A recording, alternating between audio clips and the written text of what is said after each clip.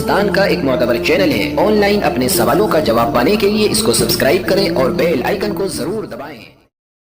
کملی والا بتلا کے چلا گیا اور دیدیانیوں والوں محمد ذلیل کرنے نہیں آیا، کملی والا تو عزت دینے کے لیے آیا ہے۔ پتا تھا امت کے اندر مرض ہوگا، پتا تھا امت کے اندر بیماری آئے گی، یوں نہیں کہا نماز پڑھو گے میرا ساتھ ملے گا، فرمایا نماز پڑھو گے رزق کی تنگی کی دوری کے وعدے، کلمہ ایمان کی دعوت کر دو گے اللہ حفاظت کے وعدے کرے گا، زکوٰۃ دو گے مال کے اندر اللہ مال بڑھائے گا۔ لیکن جب باری بیٹیوں کی آئی روتے ہوئے گھر سے آ گئے، منبر پہ آ کے کھڑے ہو گئے، فرمایا جس کے 3 بیٹیاں پیدا ہوں، جو 3 بیٹیوں کا ابا بن جائے، مثال کے طور پہ رقیہ کا ابا بن جائے، سمیرہ کا ابا بن جائے، اللہ اکبر عائشہ کا ابا بن جائے، فرمایا جس کی 3 بیٹیاں پیدا ہوں، فرمایا میدان معاشر میں جب قبر سے اٹھا کے لایا جائے پریشان نہ ہونا، میرے سامنے رہی ہو، ساری دنیا مجھے تلاش کرے گی، میں 3 بیٹیوں کے ابا کو تلاش کروں گا، جہاں مجھے مل گیا میں ہاتھ پکڑ کے اللہ کی عدالت میں لے جاؤں گا،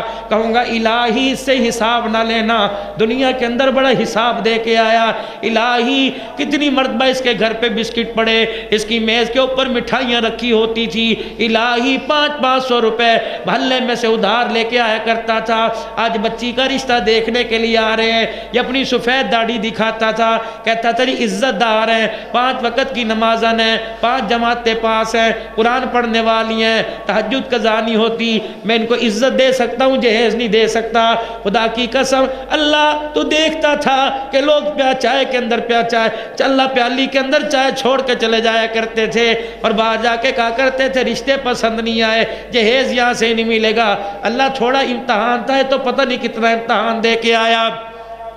یا اللہ 3 بچیاں جوان ہوا کرتی تھی، روٹی کا لقمہ توڑتے اس کے ہاتھ کانپنے لگ جایا کرتے تھے، روٹی کا ٹکڑا چباتے رونے لگ جایا کرتا تھا، کہتا تھا اللہ عزت کے ساتھ دھیوں کی ڈولی اٹھا دینا، اللہ یہ بڑے امتحان دے کے آیا۔ پروردگار عالم پہلی بیٹی پیدا ہوئی، لوگوں کو اس نے مٹھائی بانٹی، کہتا میاں کس بات کی مٹھائی بانٹ رہا ہے، بیٹی تو پیدا ہوئی ہے، اللہ بڑا امتحان دے کے آیا۔ دوسری بیٹی کے پیدا ہونے پہ لوگوں نے مشورہ دیا جا کسی بزرگ کو دکھا، تیری گود کو کسی نے پکڑ لیا سایہ لگ گیا، تیری گود کو کسی نے باندھ دیا۔ جب تیسری بیٹی پیدا ہوئی اس کی بیوی کے پاس سے نوجوان لڑکیاں اٹھ کے چلی جایا کرتی تھی، مائیں کہتی تھی خبردار یہ منحوس ہے، اس کا سایہ تمہاری گود پہ نہ پڑ جائے، اللہ یہ بہت حساب دے کے آیا۔ پروردگار عالم کیا تو نے دیکھا نہیں تھا جب بیٹی کی برات دروازے پر آئی یہ لوگوں کے آگے ہاتھ جوڑتا پھر رہا تھا، میں دھی کا باپ ہوں، کبھی رہ جائے روٹی میں تو بھائی معاف کر دیو،